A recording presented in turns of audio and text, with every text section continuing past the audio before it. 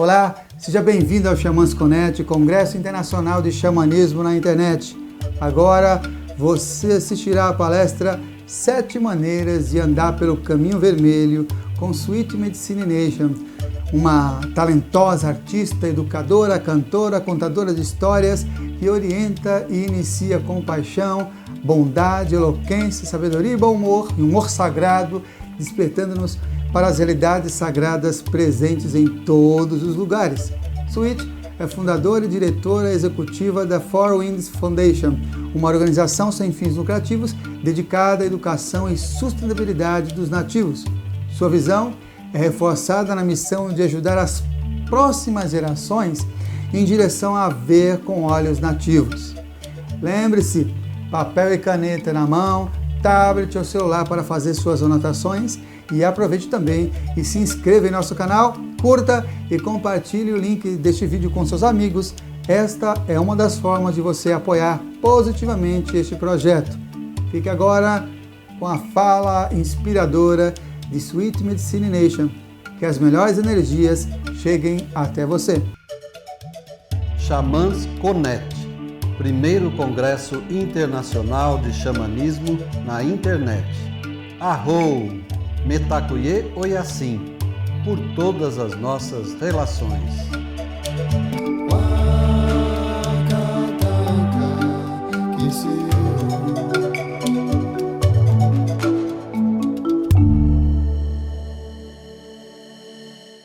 Hi, I'm Sweet Medicine Nation, and I'm here at Deer Haven in Central Oregon. I am the founder and the president of Four Winds Foundation. And you can see here at Deer Haven, it's a evening of clouds. We have different temperatures as well here. My life has been, since I was 22, following this red road, studying with the elders, and learning and going through the initiations that were required for me to be a pipe carrier, a sun dancer. I put people on the mountain for Vision Quest to do the boys' rites of passage, the girls' rites of passage, and what I call the House of Flowers and the Lodge of the Blue Deermen for men. We do many different activities here, and I'm the only one who lives on the land, but people come and go. You can see our teepee in the background here. And today I want to just speak to you a little bit. So first of all, I would like us to just take a moment to all get together in a prayer. Great Mystery, we offer up this prayer and ask you to help us as tonight we go through this process of sharing a little bit about what we do, what it is that you are in our lives. And maybe I'll be centered and understanding that this blue blanket above us is a sacred place. Mother Earth, for this holy place that you give us, surrounded by the standing nation, the little hoppers and crawlers, the winged ones that are flying around. Thank you for all this beauty of the flowers and the herbs and the food that we eat, for the shelters that we have, and for this moment that we can spend together. I want to be able to answer some questions, and so I'm going to pose them, and then I'm going to answer them and see if I can help others out there in the world to understand about the sacred ways of life. The first question is, in my opinion, what is shamanism? Shamanism really comes, for me, as something from another country, not of this country. It is from Asia, and it has been used a lot to denote a method by which that we reach altered states of consciousness and receive or bring back or reach in and heal things. What I know about the shamans of old is only what I've heard. and that taking sometimes a psychotropic medicine, sometimes in a fast and a trance state for long periods of time, prayer and focus and breathing processes, people were able to either receive through channeling or through reaching into this unknown world that is now classified as a shamanic world and state or level. And to me, I would never classify myself. Most Native people in North America do not classify themselves as shamans. This is a phenomena that started somewhere around the 70s, and people started studying shamanic drumming. I think it went to different kinds of shamanic psychology, shamanic dance, and this word shamanic or shamanism has been utilized in titles, in movies, in lecture series, in big conferences.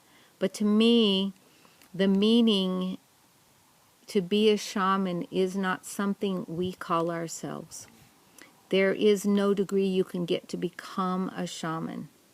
People either receive it or they don't. And so in the contemporary world today, many people go to workshops over weekends and they're instant shamans. That isn't an honoring and the traditional way, the old way of becoming a medicine person or learning a medicine way. And so these are terms that we would use rather than saying shamanism.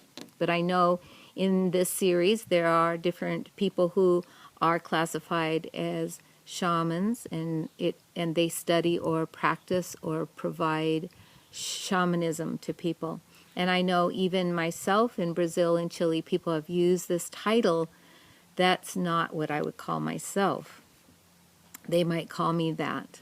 So I'd like to just ask the apology of those who use this as a title, and in all my respect and honoring, that I'm not being, I'm not feeling the sense that I need to defend.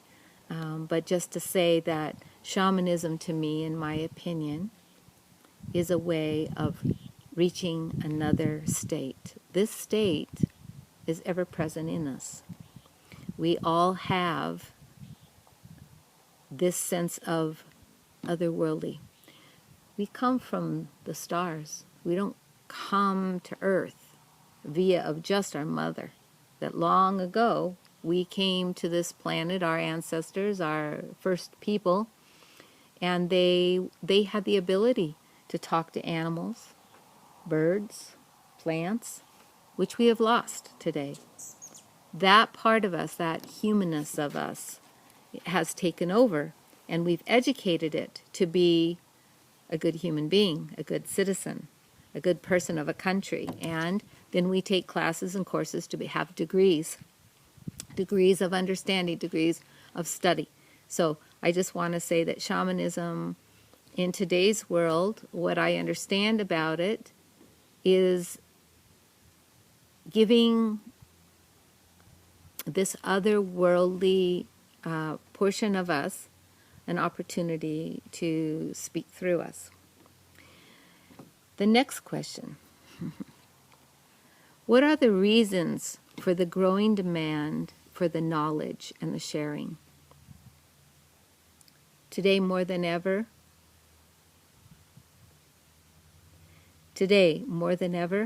we are finding ourselves in complex and very polarized states.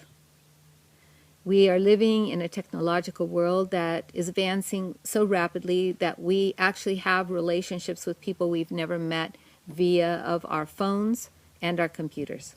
So like this talk with you today, you're getting to know me. You're getting to know me via of a small movie while I'm in Oregon and you're wherever you are in the world that will be watching this series. And I'm so grateful to have you with me this evening.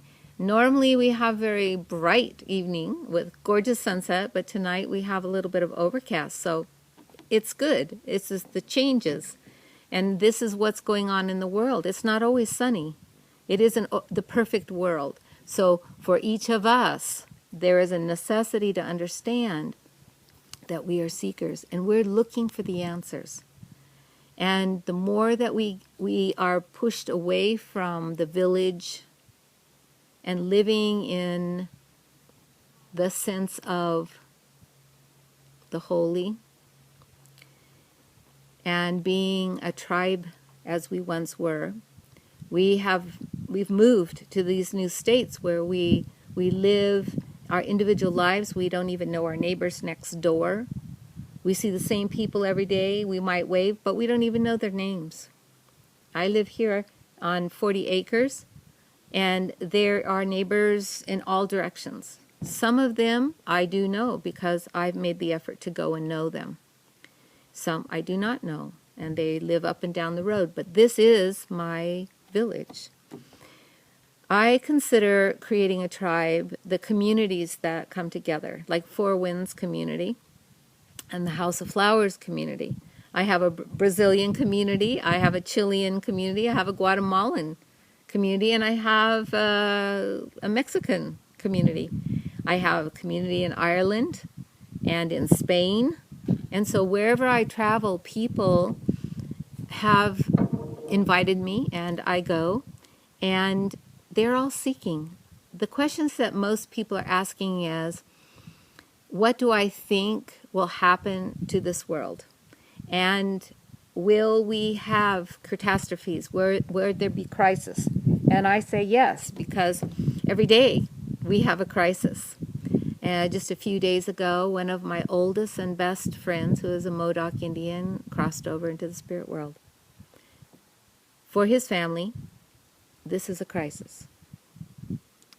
For us who don't see the little bumps in life as a necessity to look to the spirits and ask for help, this is what would happen naturally within a community.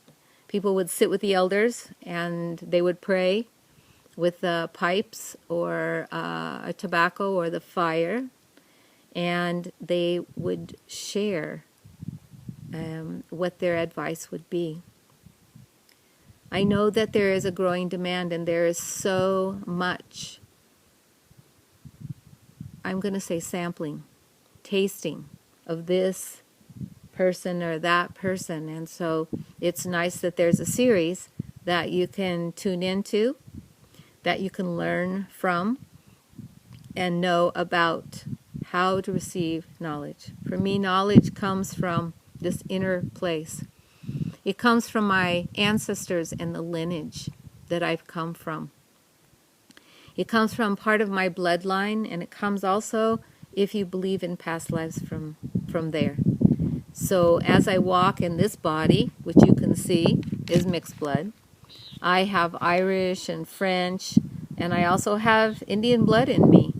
But I live with a heart that is an indigenous person, and all of my tribes. They were all people that started off originally in a village, honoring the living wisdom of their elders, collaborating together and working. And today we don't have that, so who do you go to? People find me on the internet. That's the smoke signal of today. And like what you're experiencing of me right now is this process where we gain knowledge together and share what I know that you're going to know when I'm done. I notice with the teenagers that they feel as if it doesn't really matter. Nothing good is going to actually come of things. When you get up into the college-age students, they are concerned about whether or not the career that they have studied for is valid. And will it even matter if there is a major world crisis, like environment or water or the very air? And so these are good questions. What do we do when we're in a crisis? People come here, we teach them to make prayer ties and to go into the sweat lodge that's also right out here behind me. I think you might be able to see it. You can see we have a sacred circle. There's the teepees, and the lodge is actually behind the tree here. Here, we'll go to scoot you over there to see the sweat lodge. We've just finished our vision quest here, and so I'm the only one that's here on the property and right now, and so but there was many people here, and they were all seeking. They were all seeking to understand, why do we practice something that is so old in a world today that all you have to do if you want to have a sacred ceremony is you just plug into YouTube. You can learn everything you need to know on YouTube. And so in our traditions of the old, when I was growing up through all of this, we called it a oral tradition. The elders wouldn't want to be filmed or have their photos taken. They didn't want any ceremony recorded. Some did record their talks on the old cassettes and reel to reel, as far back as that. And now today, you could get all the songs you want for Sweat Lodge. You could get all the songs you want for your Weepy ceremony or Sundance. It's a different world today. And still, one needs to be guided. I believe that Spirit can guide us, and it does. But one has to hone this trust and this faith inside. So, to me, receiving the knowledge and growing with this demand that these crises, people feel lost and they're trying to find an answer. It's really important to reach out and to share wisdom. How important is humility in the spiritual path? I think when I'm asked what humility means on this good red road,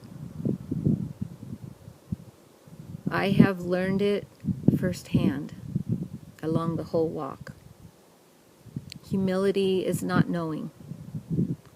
Humility to me is, even though you might have walked this road for 8 years, which I know many people in my community, they're not always correct with their information because they're not the ones that have had to teach. They are the ones that are the students. And because we don't have tests, nobody knows if you've passed or failed. And that's good, because there is no right or wrong. There is, however, a way of doing things. Humility to me means reverence and respect and humbleness to the teachers and an old way. The native tradition, or the indigenous ways of many tribes, is to listen and respect those who are leading. Sometimes today there are a lot of young leaders and they're not fully trained, so they only know as much as they know, and there's still more to learn. At my age, I've told people a few years ago, well, now I am an elder, official elder. And when you start here in the United States collecting your Social Security, you're over 65. So in this body, I understand that I am now an elder, but I'm an elder in training because my parents are in their 90s, and I look at them as my elders. Many of my teachers have all crossed over. There isn't one of them that's alive today. And I only revere what they taught me. Some were great tyrant teachers. They taught me what I don't want to do. Some were my good friends. And some were my grandparents. Some were like my fathers. So I was adopted into the Lakota tradition, and so I've walked that way. But I also have Chickasaw and Choctaw training, and so I follow that as well. So that's why I can call myself a sun dancer. I danced many years. I was head dancer, helper. I've done pretty much everything except for run a sun dance, but I know how. And it's not something that I would choose to do, but I love to dance sun dance.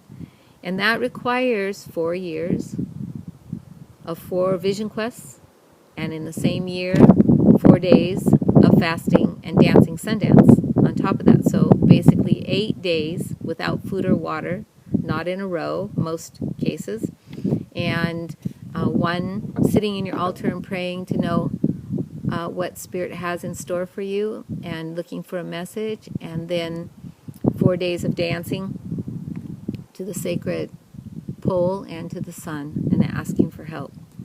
So humility is not giving up and not giving in. When we do the rites of passage, it doesn't mean, okay, now that you've done the weekend of the rite of passage, doesn't mean that you're done. Like when people go on vision quest, they may receive visits, visions, dreams, insights, but they're the ones that have to apply them afterwards in their life. So the teaching goes on. It's a way of life. It is not a religion. And so humility is also in that, is understanding what it is that we are doing. Some people would say, oh, my faith is the Native American faith. There is no such thing.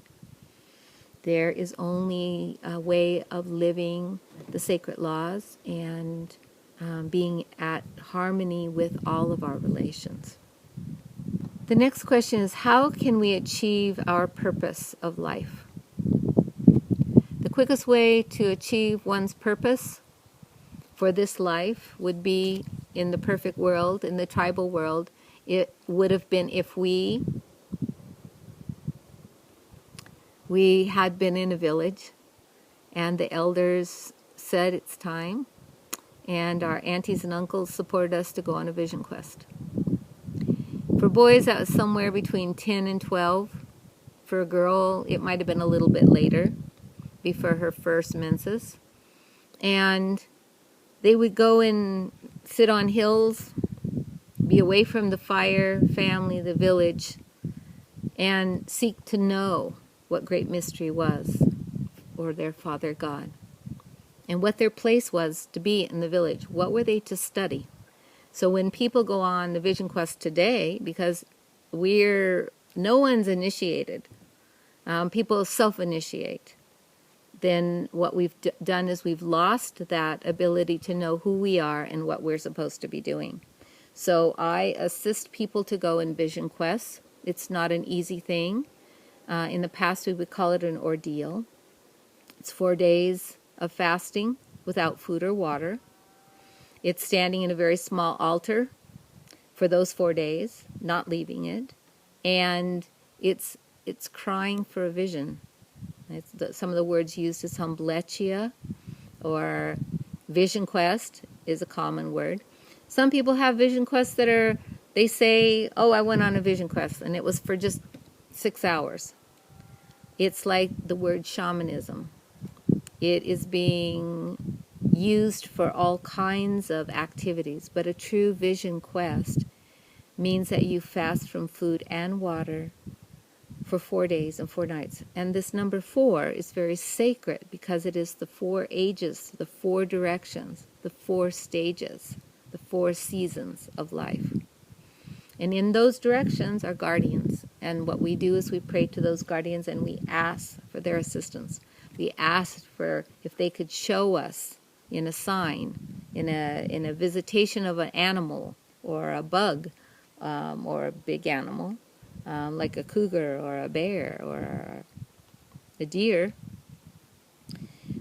what am I doing here? And what am I supposed to do? And what, in some cases, is my medicine? And so I assist people to do that. And they call it crying for a vision. And I would say we do cry.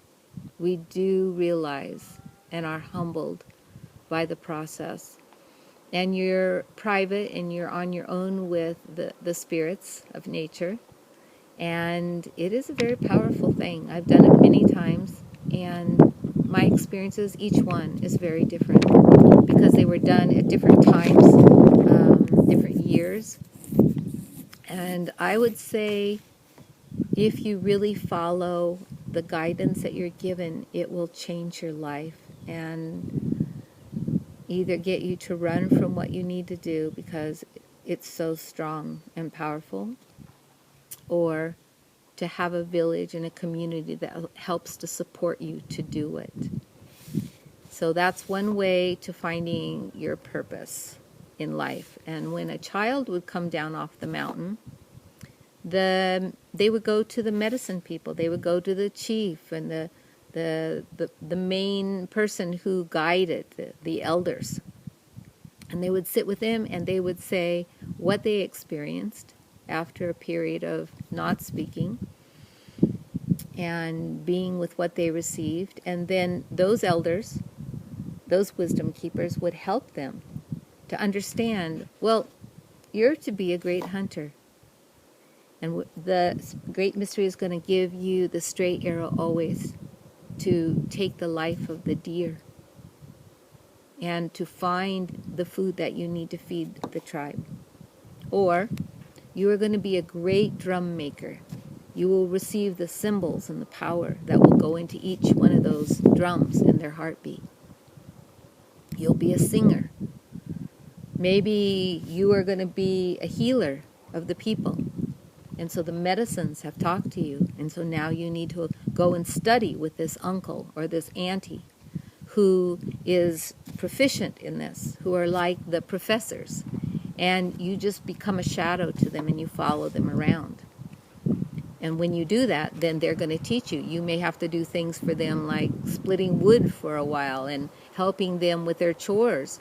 But they're going to teach you how to become whatever this skill is. Today, people sign up to learn by, like students. I have private students. And so if they've gone on a vision quest and that they are ready and they have received what it is that they, from spirit, and I have concurred through ceremony that this is what they need to do, then the study begins.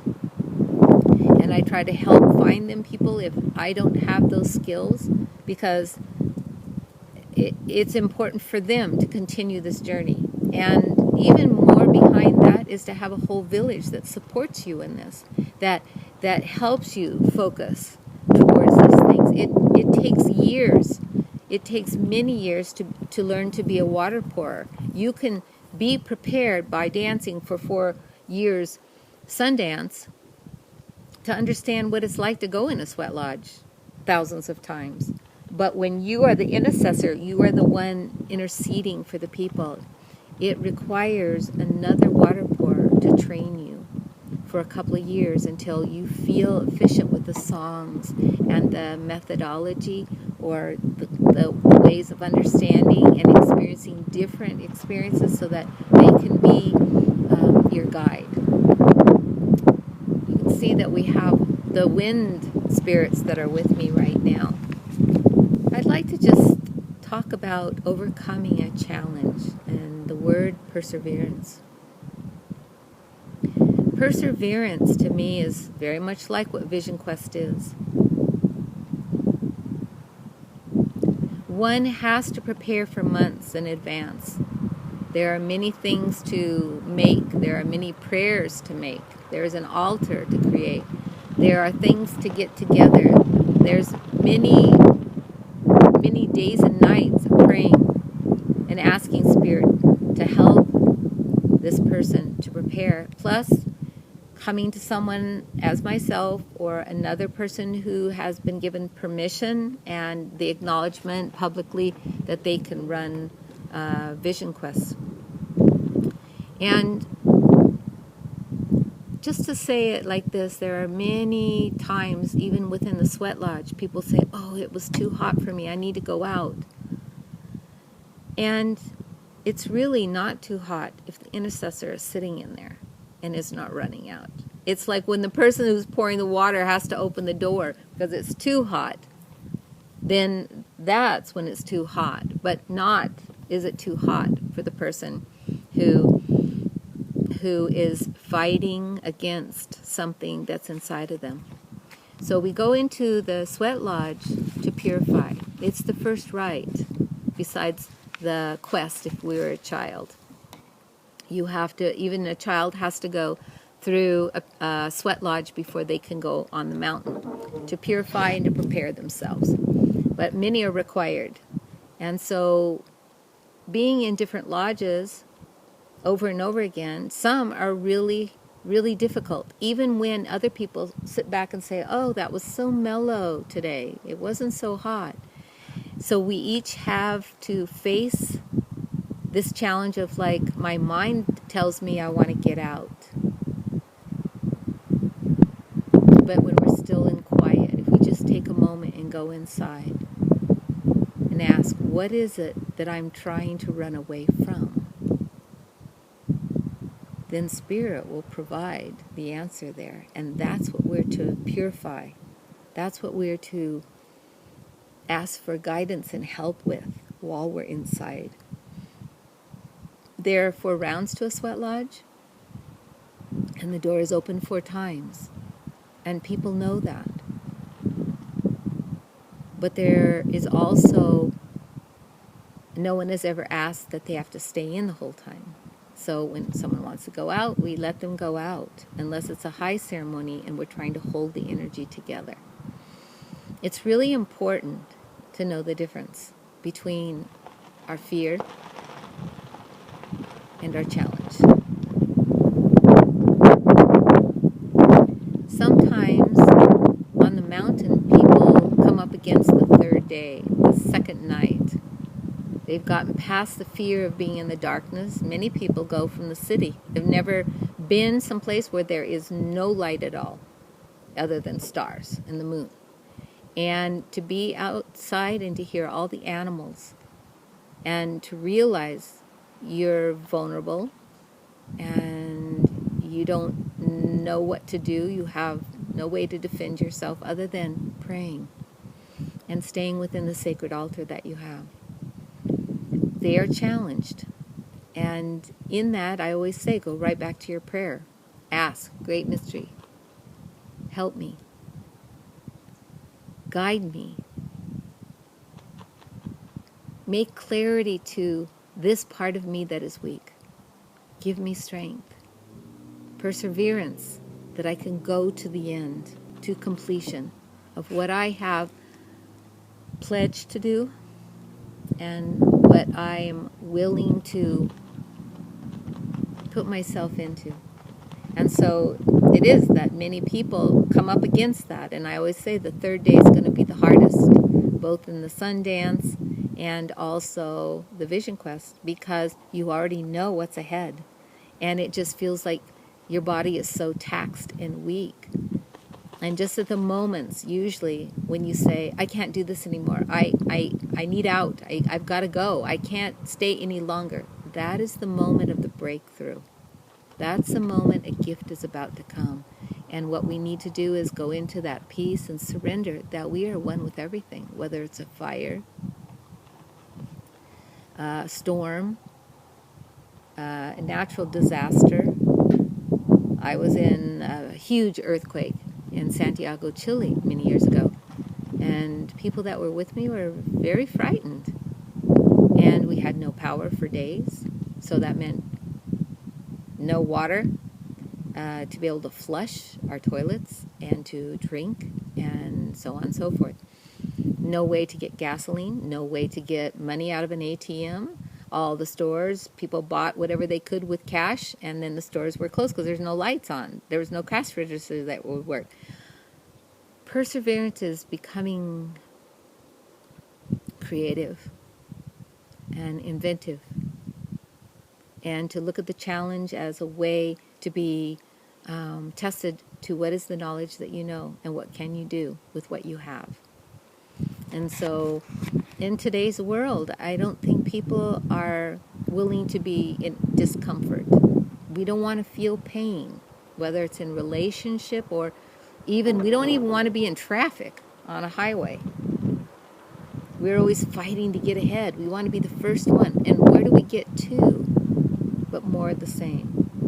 When you are in peace and when you say, this is what Spirit wants me to look at right now, this turmoil, or this person who just cut me off in traffic, or the checkout lady who was just yelling at one of the employees, or me, or the bank teller that wasn't very nice today, or even our partners, our families.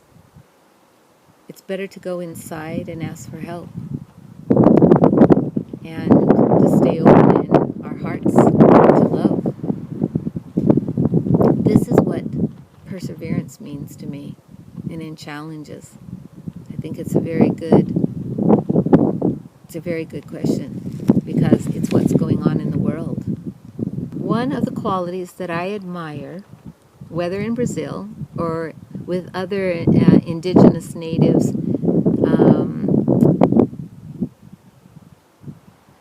and what does respect mean?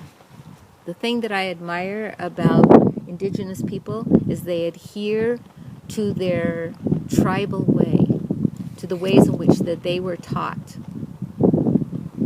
I really appreciate indigenous people in Brazil that I've met because they live their simple way.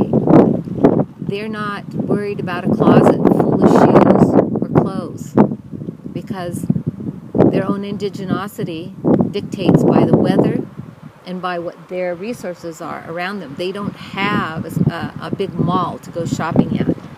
So they have to make their clothes from what is there, whether it be animal skins or fibers. And so I really appreciate when people stay with their tribal way. The Dene, the Navajo, and the Hopi are very clear in the United States as to what they need to do. They say they need to stay within their sacred four mountains. And then that's where the power lies, and that's where they do their ceremony. And I appreciate that. I know that there are many of the Lakota people, and I say this with a lot of respect, that are sharing their way of life. And so there are many people who are not Lakota, like myself, who learned the Lakota way, the songs, the ceremonies, which I've also walked through, and was adopted by Lakota elders, very well known. And I felt honored, and I know that 500, 600 years ago, when everything was still alive in the traditions, people were just living the way of life.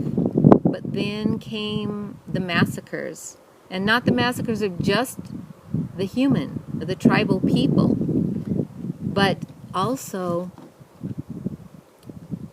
their minds by different means of education and making them the norm. And so a lot of people walked away from their traditional ways. It was made as if it wasn't valid any longer, and that it was not thought of as a way of living anymore. And so people felt ashamed to be Indian, and they can't change how they look. So they changed what they did and how they dressed, and went and got educated or got good jobs away from the reservation. And unfortunately, a lot of the reservations were sort of like prison camps, keeping the Indians controlled, eating only the food that they brought, allowing them to only do certain things. So the sweat lodge and the sun dances, these things have only come out off of reservations since the 1970s. It was against the law to do a sweat lodge or to gather in a group of indigenous elders for fear that they would have a war against the conquering fathers of any country. So I appreciate in these different countries that I go to, like Brazil and Argentina and Chile and Guatemala, Mexico, and I'm on a congress of indigenous elders of the Americas. And when I sit with them every other year, we talk about these problems of losing the language, the original language, losing the sacred sites on the earth, losing the ceremonies and the songs that go with those ceremonies. So many have been very sad in how to reclaim that. So what has happened is that outsiders, anthropologists, even priests, and different people who came to view or even film these indigenous tribes before they were annihilated. They took accounts, they wrote down faithfully interviews that they went through to share what their thoughts were, what their life would have been like. And those people then walked with this view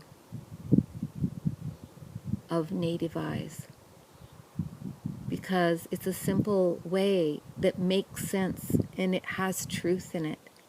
It has love and respect for everything incorporated in it, and it's a powerful way to live. And so today, the doors are wide open. Anybody can learn anything, as I was saying earlier in the technology.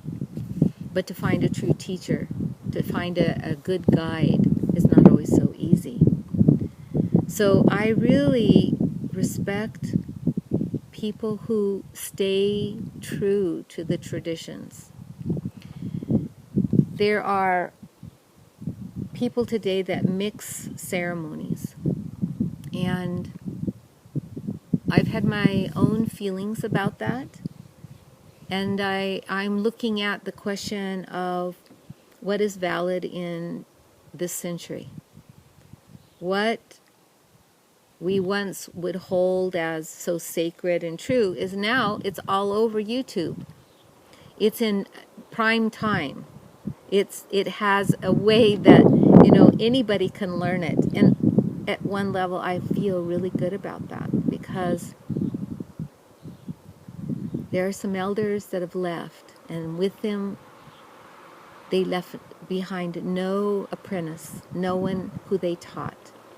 Left behind in all of us the memories of their incredible just walk in life, and their viewpoint, how that they saw everything was just spirit eyes, and you felt warm and comfortable with them, trusting and safe, like they knew the world, they knew the Mother Earth, they knew how to live on it without all the big frills. You don't need all of that.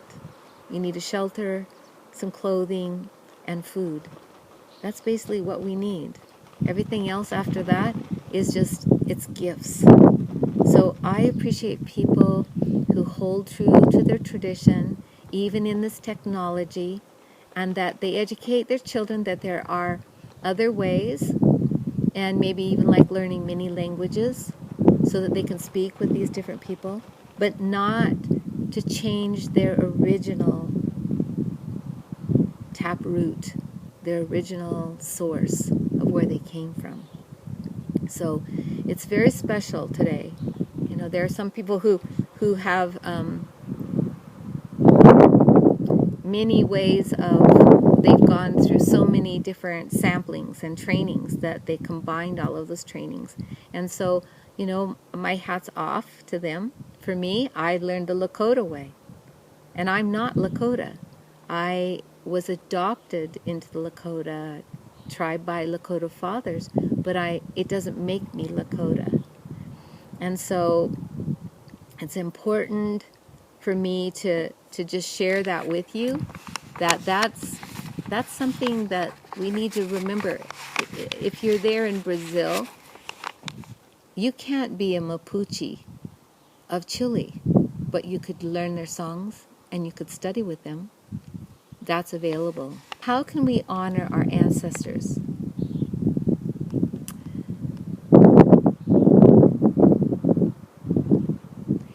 Honoring our ancestors.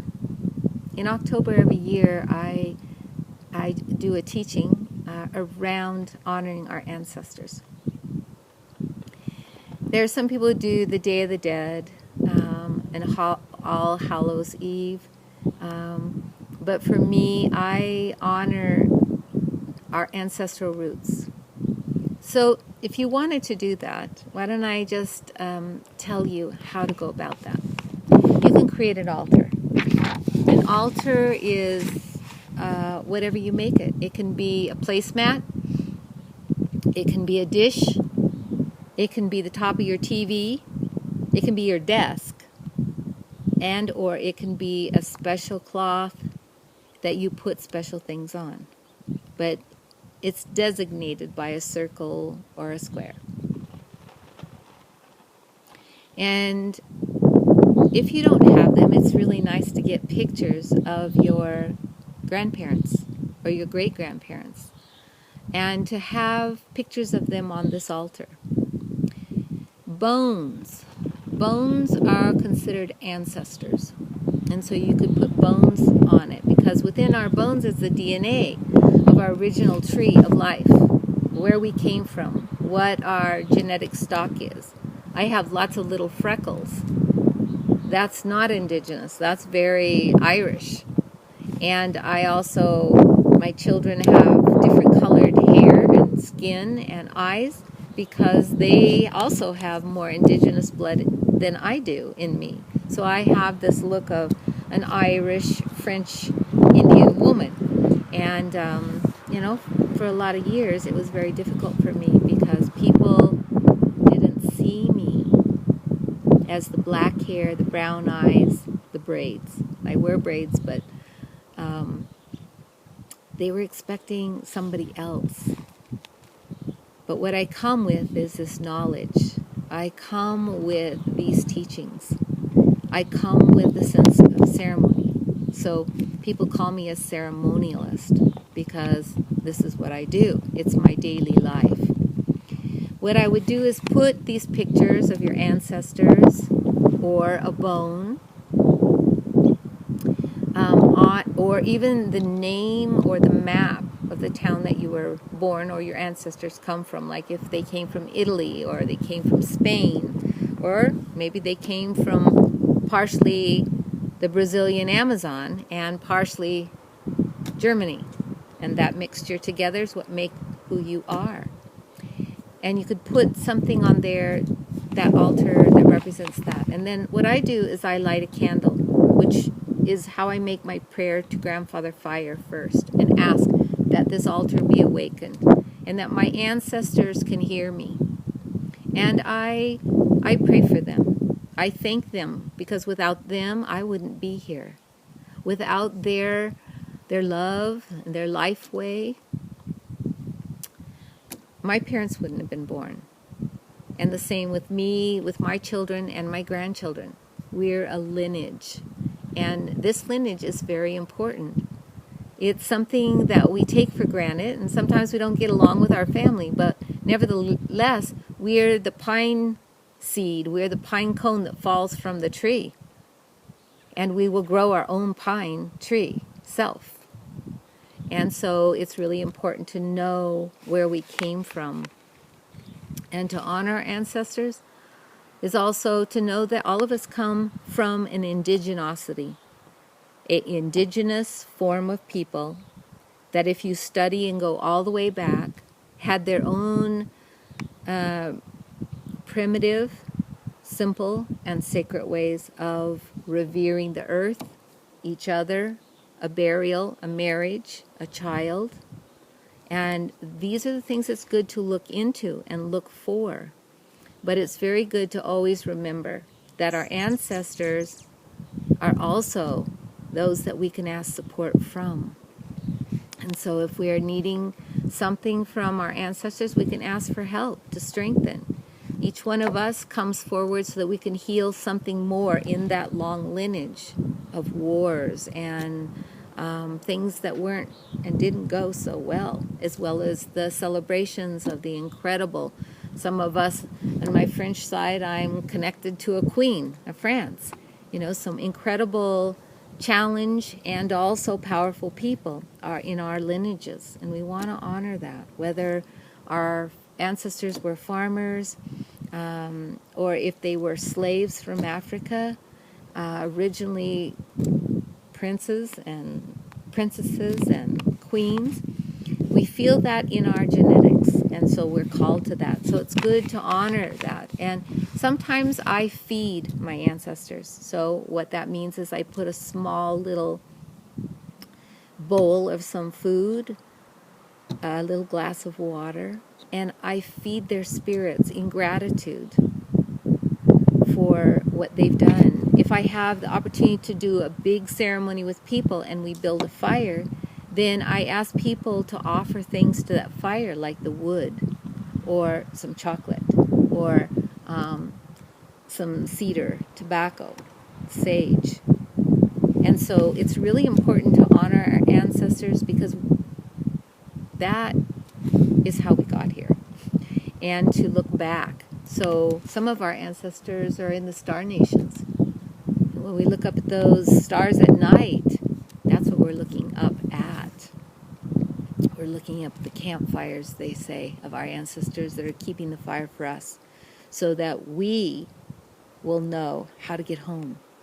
And I really like that. So sometimes when I light the fire here, or I light the candle on my altar for them, I tell them, I'm also keeping a fire for you if you want to come and visit. And sometimes they do.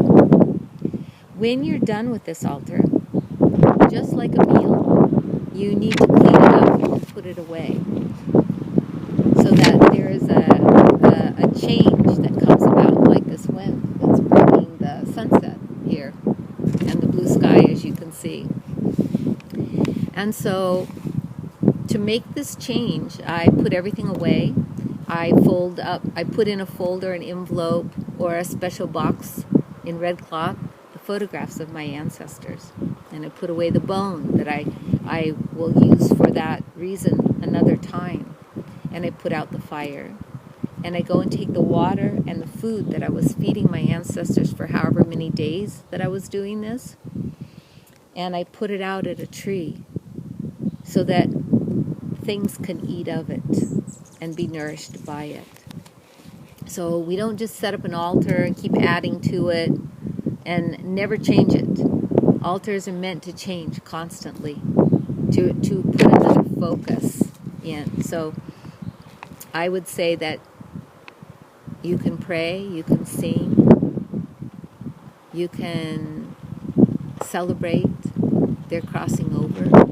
For us, when someone crosses over, we keep their spirit bundle, we keep them in mind for 13 moons, and we feed an altar that is to that person. And it's a difficult year for us because we're in mourning, but it's a very special thing to do, to honor your ancestors. They call it keeping the bundle, and there's a prescribed way of going about that. But there's other ways of honoring our ancestors too, and this little altar that I told you about is an easy way everybody can do that. Who inspired sweet medicine? Some beautiful elders. I was so fortunate, even when I was growing up in Hawaii, part of my life, even before that, I had some profound elders. In Nevada, I had a beautiful elder. It's like my godfather. We had a sacred and a very special relationship. And then as I grew up in Hawaii, there were some Hawaiian elders that shared with me about my mana, about my power, about the ocean, and about the mountains and the wind, the palm trees, the animals. The hamakuas are spirit animals of the Hawaiian nation, and how to pray to them and how to ask for help. When I was 15, I drowned in Hawaii. It was not so exciting, but I was resuscitated, and when I came back, not too long after that, I met some Hawaiian elders, and they said, "Oh, you have a strong hamakua." ocean. And so I had many teachings with them.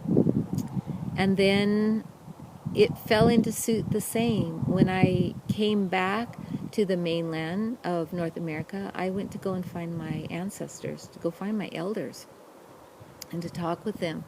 And what I found was amazing knowledge. To that point, I didn't know that I was really any Indian blood in me. I learned that from one of my aunts on my father's side. And it was very interesting because I'd always felt different than my family. I'd always felt like I belonged someplace else in a different time. But to say who inspired me, all the elders that mostly were my friends, because I really didn't have friends of my own age. I was a young mother, and I started off with all of that very early on. I grew up with my children, who are beautiful individuals today, and I'm still having fun with my grandchildren, where I'm getting to relive kind of my teenage years. But I am inspired by also the young people who are so daring and willing. And sometimes the most magical moments happen with a child that has not even gone to school yet, because they're still connected to the place they came from. And the wisdom that is innate in us, that no one tells us until later. We discover, people say, oh, there is no magic. Those things are not real. Those are imaginary. And for me, my life has been full of visitations, animal communication. The very first animal ever spoke to me is the one that I'm most afraid of at the time, which was a rattlesnake. But after the communication, I didn't feel afraid of them anymore. I'm respectful, obviously. I've been around a lot of bears. I'm very respectful of them, but they communicate too. I tracked cats for 6 years, big pumas, cougars, mountain lions, and I am very respectful of them, and they're very respectful of those who are respectful of them. And so I am inspired by the spirits that help me, but mostly by those elders that were willing to pass on their wisdom to me, and I stayed with each one until they died. This is another thing I respect, is people who really spend time with an elder. You can't learn everything in a 12-week workshop. You can't. There's too much to learn. There's a practicality. In the classes that I teach, there's not only the lesson, but there's also things that you make. People get to make moccasins and drums and rattles. They get to make medicine pouches for tobacco and cedar, and go out and gather sage in the desert, and the sacred red willow bark. These are things that require time, seasonal time, years of time, and then out of that comes, because of the life challenges, more lessons to learn. So for me, those kind of things are so very special. And I would say that they're worth going slow with, and really being in one's heart to listen, even if it's challenging, even if the teacher might, like my grandfather said, one time I was sitting with him and he was totally silent, and I was just like so happy to see him and everything, and the next moment he said, "Get the hell out of here. Get the hell out of here." And I was like, what? I was so shocked, and because he never spoke to me like that. And then after he came out of me being in shock and thinking in my mind, should I run? Should I leave? Should I go out? Something in me had me glued to my chair. And I went, you know what? He's testing me. Or something. And then the next thing he said is, because if you don't go now, there's no turning back, because you're headed towards consciousness. And once you learn about the fact that white sugar is poison, if you eat it, you're eating poison and you're choosing that. Once you learn a truth, you cannot turn it off in your mind. You can betray yourself, you can abuse yourself, you can try to be in denial, but nevertheless up here, not in the brain, but in the knowledge that you gain that's all around us all the time, you know that once you cross over that line of wanting to be a seeker, and you make those commitments to learn at a high level, then you need to follow that through thick or thin, through all the challenges that may come, whether it's a divorce, a loss of job, your house burns down, a child dies. Once we say, I am on the red road, I put my feet on this path, and we stand before the sacred fire, we make that pledge, we receive our name, and they tie the feather in our hair. From that day on, we cannot go back. And this is what my grandfather was meaning. So it's staying with that truth. And truth to me, what is truth? And what is this a religious way of living? No, it has nothing to do with religion. It has to do with a way of life and following the sacred laws. There are man's laws to be good, a good citizen, and to be conscious about your resources and, things like recycling and asking questions like, what are these chemtrails doing in the sky? And, what is in this food? These are what we get to choose. But an important practice walking on this red road is, number one, it is not a religion. We say that in our sweat lodges that we go into and we purify, this is our hospital. And there we can heal our broken hearts. We can heal the loss of things. It's our school because we're educating while we're in there. The teacher is not just singing songs, but is actually teaching. And it's also, it could be our church, because there is where we pray. We sing the ancient songs that are very old prayers, asking Great Mystery, look at us here. See how we do this. We're doing it like you've told us to do it. Please look at us well. Help us. We're calling you here now. These are the ways of, this medicine walk. And in it, there are sacrifices. Sometimes the sacrifices are people in our life. In other words, we walk a different path than they do. Whether it's our family, and maybe this path isn't for everybody. And so some of our family and our friends, they may leave this path and not be able to continue on. So I just want to say that the sacrifices sometimes are like going without food or water. That seems common, natural. Being in a sweat lodge for 4 rounds while it's hot, purifying, sweating, clearing out. That's a sacrifice. And also, in some ways, a sacrifice is the reciprocity. In the old days, it was to bring a trade blanket, very expensive in today's world.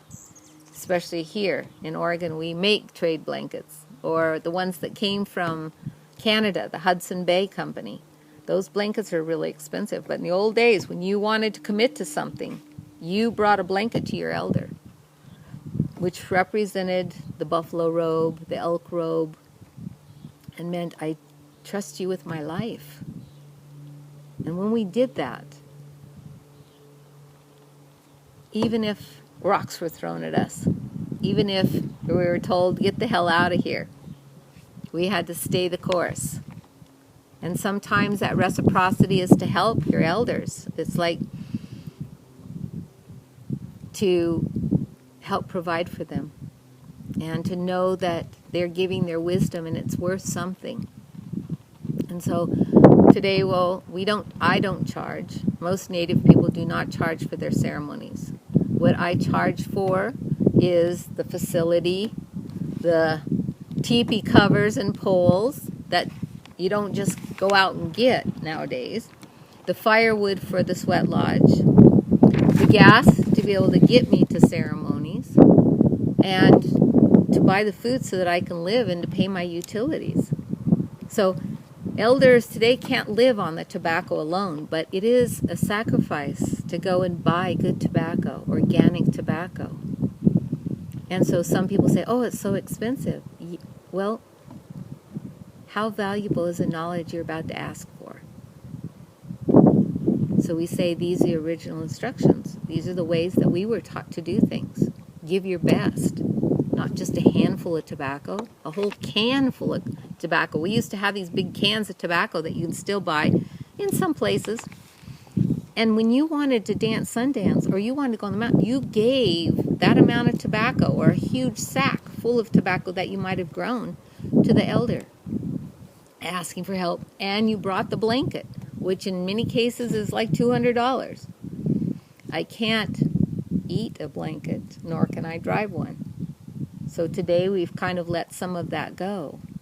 We're not in need of a buffalo robe to stay warm at night. And so, there's different ways, but we don't charge for our ceremonies, or I don't. I do charge for the facility space and for transportation, and as I said, other things that are needed, like supplies for the workshop. But ceremonies are for free, and our knowledge is a giveaway. We give, in most cases, more than what you could pay for. And so it's that honoring of that. And to be really understanding what a sacrifice is too, is that you don't get to do it your way. You will be guided by Spirit to do it in the way that Spirit wants you to do it. So I know that for a fact, and how my life has shifted and changed so much over time. And it's a beautiful time in my life. And I really appreciate what I get to do and traveling. I never thought I would be traveling. It was the one thing as a child I did not like, is all the movement. I missed my friends. I wanted to create tribe. But what I'm finding is I'm doing that again. And now I have a world family, a world community, and many communities that I am interlinked to. So I'm really glad for that. How can we walk our truth? If we have a truth, which I feel inside of myself is my word, and that my actions follow what I say I'm going to do, I do. Some days is a little difficult. Things are a challenge, as we all know, to be able to accomplish what we say we're going to do, because there's changes in schedules and unexpecteds. But we still keep going in that direction. The truth is something you can't find fault with, nor can you change it. It is just like saying, without the trees and the plants, there would be no oxygen. So we have gratitude to these trees that are around me here for their gift of the sacred breath of life. The truth is being truthful as well, being honest with ourselves, being honest with great mystery. So many people today put on a facade and they lie. They're ashamed, that they carry the shame, that they're afraid that they're not enough, they didn't do it well enough. And so they make up a story, and that story is also the story that they start to believe. But it's not true. And their house of cards comes tumbling down when the real truth comes forward. So when Great Mystery asks us, What is it that we want? Are we able to say what we really need? Or are we going to ask for, oh, well, I would like $1 million. I'd like a big castle on the hill. I'd like a Mercedes-Benz out in the driveway. No, that is not what we do. If that's what Spirit gives us, then we need to accept it.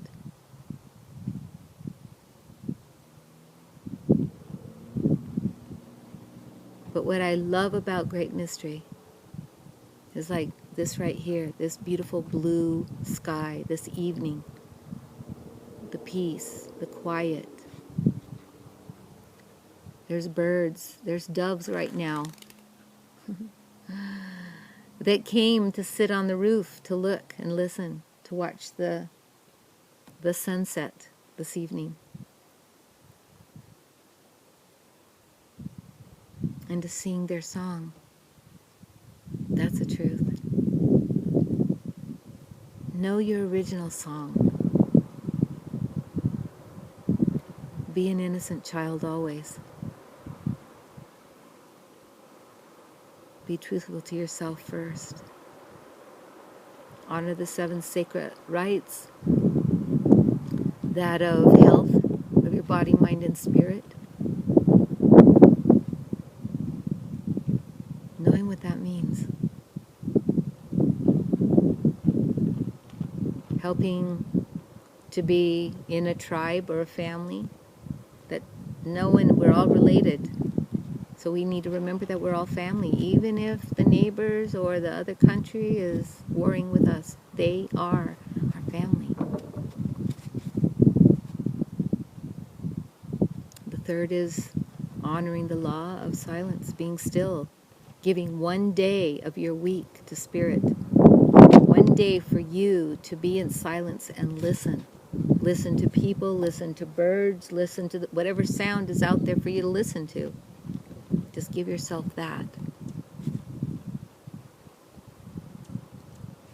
Finding in every day one thing to be happy about, joyful about. Even in the worst days, the most tragic moments, there's something to be grateful for. So remember what that is and give thanks to that. Helping one another. We need to ask for help. It's so easy to help someone, to go over there and help out. I love to help. I'm getting older, so I can't physically do all the things I'd like to do, but I've always loved to help people. And so whether being the alternative doctor that I used to be, or all the knowledge that I have in different ways of being midwife and herbalist, and all these past careers that I've had, I love to help in that way. But I found, and it was difficult to ask for help. So we need to practice asking for help. Sometimes we have to persevere with that, because not always do people come when we cry like a baby. It's like, help me, help me. But those that come, we need to recognize and thank them, whether it's 1 or 50 people. But we have to remember to pick up the phone and call out to people. It's not like writing an email, help me, help me. We really need to have human connection. A big tarp blew down here the other night. We had a big thunderstorm and lightning, very strange winds, which happen in the summer sometimes after our vision quest. The spirits of the wind come and they clean the energy of camp. But it ripped this tarp to shreds, and it was tied with all these guide ropes. And I came home and saw that, and I needed help. And luckily I had bought a new light ladder. So I just made a prayer and said, if you send me some help, what I need is the energy to do this project until it's done. And so up and down the ladder I went with a knife and cut the cords and then dried everything out because it was also a rainstorm. Spirit helped me to be able to complete that and some other things that night. I was very surprised at how long the evening went. But we need to ask for help from our friends. Sometimes the help is just, I don't want to be alone. Go out to dinner with me, or I'm going to go on a hike. Do you want to go in the high country? But really, when we need help, we need to also ask Great Mystery, please, help me. Be willing to humble ourselves. It doesn't make us weak to be humble. It makes us real. It makes us truthful. And then we need to listen to what the answer would be. I just want to speak a few moments about compassion, being compassionate, because the sixth law is to honor our ancestors, which I spoke about earlier. And the seventh law is of compassion. What is compassion? Compassion is not judging someone else. How could we be in somebody else's head or walk in their day when somebody cuts us off on the freeway? We don't know what happened. The cars that a father who's trying to deliver his wife to the hospital because there's a complication with birth, and he is driving a little haphazardly down the freeway with his lights blinking, and everybody gets angry at him. They don't know what's going on in that car. There's a woman in labor and screaming and in pain. The same as we don't know that somebody has just lost their husband, and they're not paying attention. They walk out on a sidewalk and scare somebody in a car. I went to the bank, it's the place where I put the money in. It's like I'm giving them something to hold on to for me and provide them with a job. And the bank teller was really upset. She was like cranky and off, and so I just said, inside of myself. It isn't about me because she doesn't even know me. So I just said, so how are you? It seems like you're having kind of a hard day. Instantly she started telling me things. It was she shared with me what was going on, which was and she was sorry that she wasn't in her best space. And I know myself when I'm in pain. There have been times when I'm in pain. I've helped a lot of women deliver babies when I was younger. And they say things during labor that they would never want to say any other time, but they're in pain and they're short. They don't want people touching them. They don't want people around them sometimes. They're yelling at their husbands, get away, get away. And it's not about who they are. It's about what they're feeling and the way that we all cope with the stress, tragedy, loss, broken hearts in life. So we need to be compassionate for one another. I'm lucky that in my life I've got to know a lot of different people from different religions. And even one of the doctors that taught me was Muslim. And I didn't relate to our oil crisis in the Middle East to being a Muslim issue or even look into it further until we had the 9/11 happen here in the United States. And I then started looking at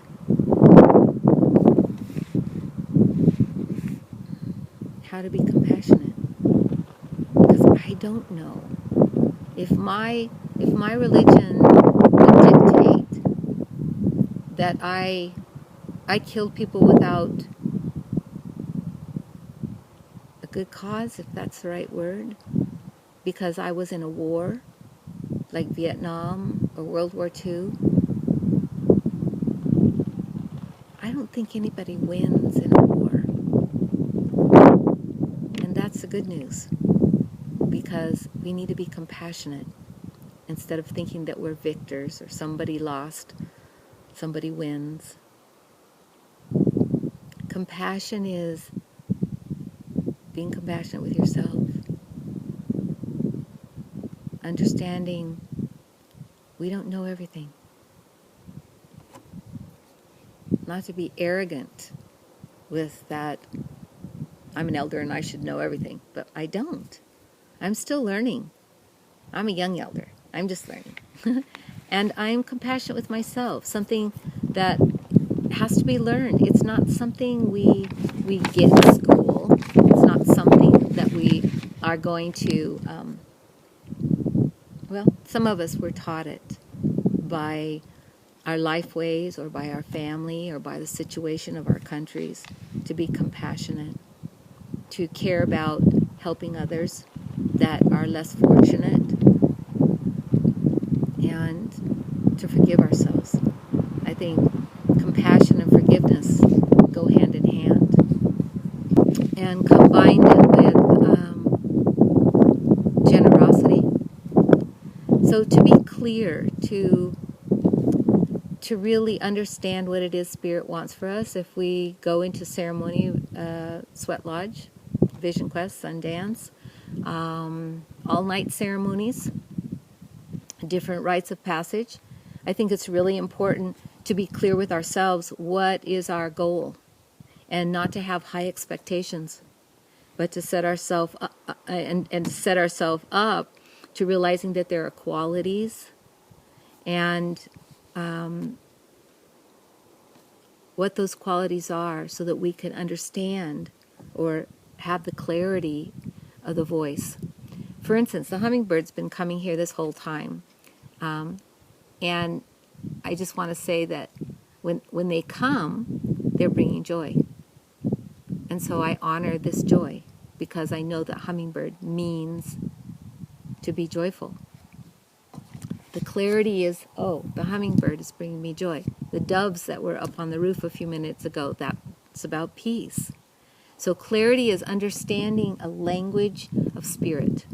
The wind, it was here a while ago. It was here to clean something, to clean the day. There's been big thunderstorms, and it's clearing those all out. Clarity is when we listen and not fill up all the space with our chatter and our talk.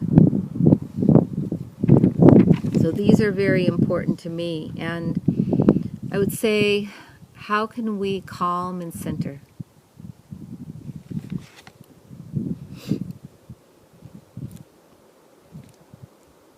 I smudged before I came out here, and so that I could be centered, to be able to talk with you from this beautiful place, Deer Haven, in Central Oregon. And it's really important to then be still and listen.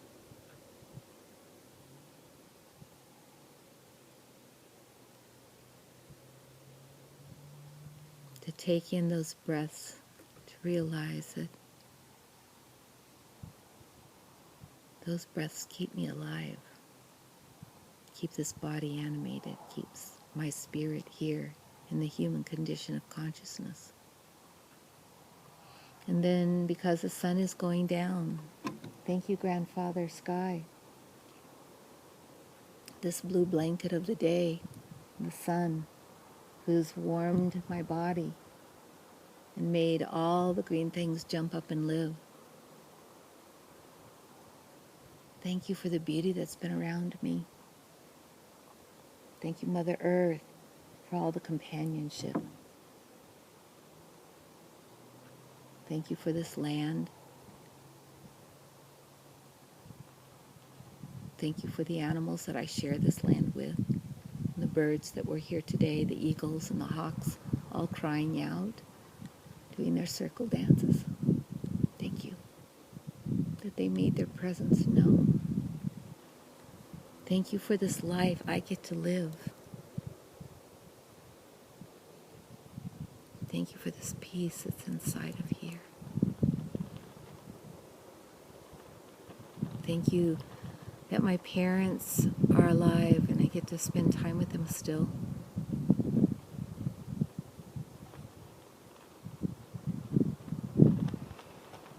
Thank you for the water spirits. Thank you for the fire spirit. Thank you for the earth spirit and the air spirit that live inside of me, that make up this body. Thank you for all that you've given me of my intelligence, my experience. And I'm your child, and I'm here to listen. Thank you, tree, for your voice, for your breath. Oh, I have too many stories of wisdom to tell you. But I'll say, when I first met my grandfather teacher, he asked me to do 3 things. I had never met him. I just talked to him on the phone to begin our journey. And there's more to the story than that. He came to me by a piece of paper with his phone number on it that was passed to me in a bookstore by a woman I didn't know, I'd never met before. Said, you want to know the person at the end of this phone number? Okay, whatever. I went back to my job at the hospital. I didn't even think about it for a while, but I did put it on my altar. And when I called, the voice on the other side was like listening to a long-lost uncle.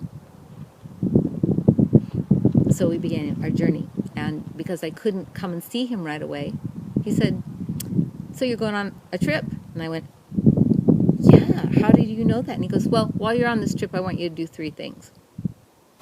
I want you to pick up something that's older than 20,000 years. You are going to meet your medicine, and so you need to acknowledge it and leave a gift.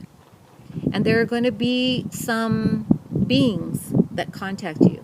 So listen to them and do what they tell you. So I took off. I went on a trip to the Grand Canyon and floated the Colorado, incredible journey with my family. And on that trip, not too long into that trip, I went and met this rattlesnake that spoke to me. The biggest rattlesnake, well, to date, that I've ever seen. And it was pink. In the Grand Canyon, the sand is pink down there from all of the red rock. And the rattlesnakes are pink. And anyway, it spoke to me. And I learned a lot from that rattlesnake. And like I said, I've never been afraid since. I went further down the river, and we came to this place of stone that is like 1,000,000 years old. It's old. It's called Vishnu schist. I know it's older than 1,000,000, but it's very old. It's this beautiful dark purple blue with veins running through it of black and white crystal. It's so beautiful, and the only place you can find it is down in the Grand Canyon because it's been carved down in there, and the heave of the earth has also pushed some of it up, but it's the only place that you can find it. And I was able to get another stone, but not that one, which I was trying to get, that was thousands of years old, and to hold that because that's also the ancestral root of indigenosity, of being an earth person. And then I had an interesting experience further down the canyon, sitting on the canyon wall. I was really tired. I couldn't make it up to where everybody else was, and I started out late.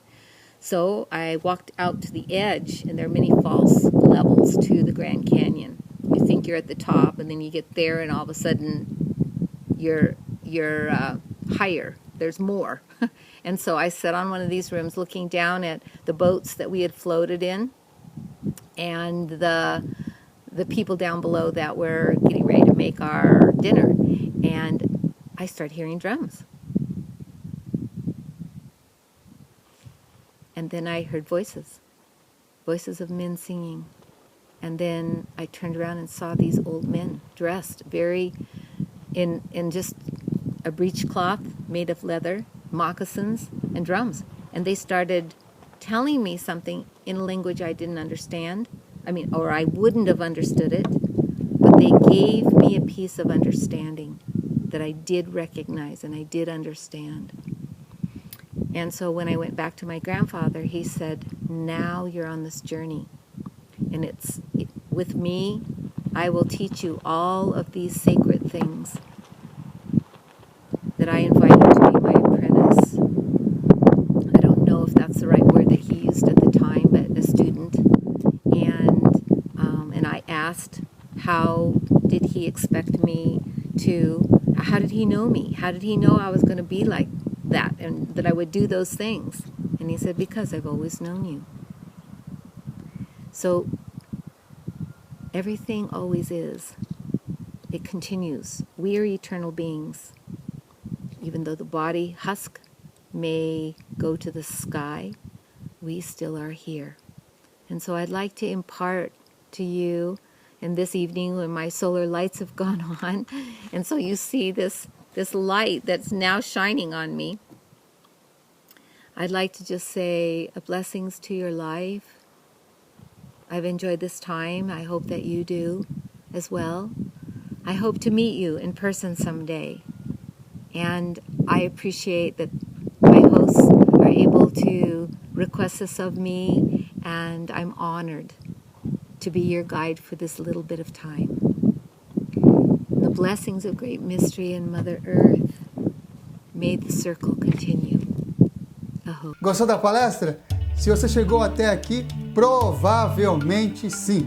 Sou Samuel Souza de Paula, idealizador do XamasConet, Congresso Internacional de Xamanismo na internet, e autor do livro Práticas Bioxamânicas, Despertar das Capacidades Interiores.